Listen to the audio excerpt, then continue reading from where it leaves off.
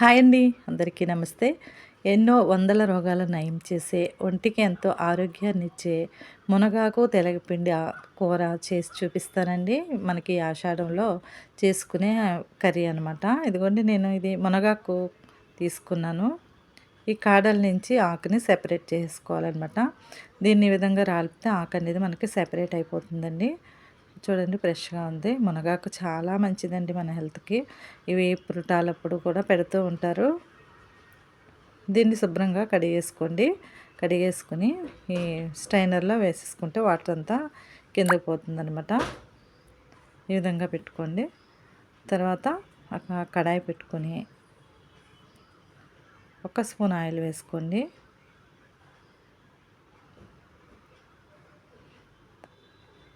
నూనె బాగా వేడెక్కిన తర్వాత ఫస్ట్ ఆవాలు వేసుకోవాలి. తర్వాత జీలకర్ర వేసుకోవాలి. ఈ రెండు కూడా చిటపటలాడిన తర్వాత కొద్దిగా మినపప్పు, కొద్దిగా శనగపప్పు 2 వేసుకోండి. ఒకసారి ఫ్రై చేయండి.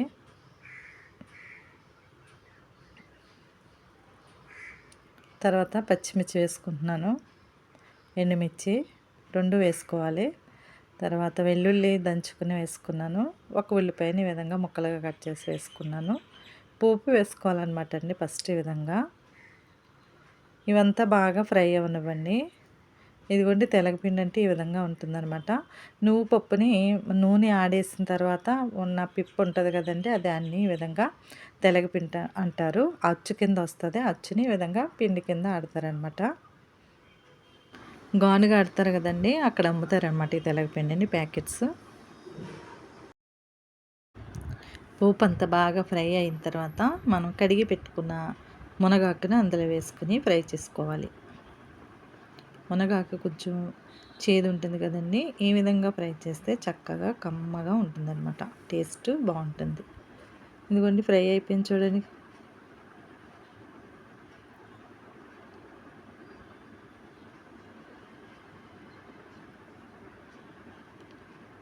ఇప్పుడు ఒక స్పూను సాల్ట్ వేసుకోండి. ఒక స్పూన్ పసుపు వేసుకుని బాగా కలుపుకోవాలి. పచ్చిమిర్చి, ఎండుమిర్చి వేసాం కాబట్టి కారం అనేది చూసుకుని వేసుకోవాలన్నమాట. ఈ విధంగా 2 నిమిషాలు ఫ్రై అవనివ్వండి. ఫ్రై అయిన తర్వాత కొద్దిగా కారం వేసుకోండి.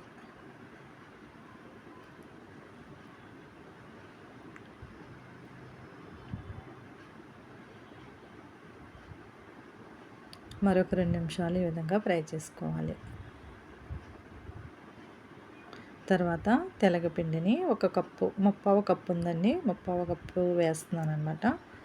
దీన్ని ఈ ఈ మన మునగాకులోనే వేసుకుని తెలగపిండిని కూడా ఫ్రై చేసుకోవాలి. 2 నిమిషాలు ఈ విధంగా ఫ్రై చేయండి, సరిపోతుంది. తర్వాత ఒక కప్పుకి 2 కప్పులు వాటర్ అయితే వేసుకోవాలన్నమాట. ముప్పావు కప్పు అంటే అదే విధంగా వాటర్ కూడా వేసుకోండి. వేసుకొని ఒకసారి బాగా కలుపుకోండి.